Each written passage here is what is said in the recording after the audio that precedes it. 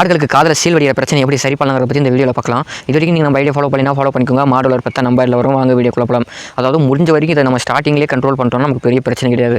இது நமக்கு எப்படி அறிகுறி காட்டுன்னு பார்த்தீங்கன்னா, மாடு பார்த்தீங்கன்னா தலையை ரெண்டா பக்கம் படன்னு அடிக்கும். ஓகேங்களா, அப்படி தலையை அடிக்க ஆரம்பிச்சினாலே காதில் இன்ஃபெக்ஷன் ஆக ஸ்டார்ட் ஆயிருக்குன்னு அர்த்தம். ஓகேங்களா, பண்ணுறீங்கன்னு பார்த்தீங்கன்னா ஹைட்ரஜன் பெராக்சைடு, அதாவது நம்ம பாஷையில் சொல்லணும்னா டிஞ்சர் காதில் கொஞ்சமாக ஊற்றிட்டு பஞ்சை போட்டு க்ளீனாக தொடச்சிருங்க. துணி யூஸ் பண்ணாதீங்க துடைக்கிறதுக்கு, அதில் வந்து தேவையில்லாத ஜம்ஸ் இருக்கும். ஸோ நல்லா காட்டன், அதாவது பஞ்சை போட்டு க்ளீனாக தொடச்சி எடுத்துட்டு இந்த போடின் அயோடின் சொல்யூஷன் மெடிக்கல் கேட்டிங்கன்னா கிடைக்கும். இதை வாங்கி சும்மா ஒரு 2 ml காதில் விட்டுருங்க. ஓகேங்களா, இது வந்து ஃபஸ்ட் டே மட்டும்.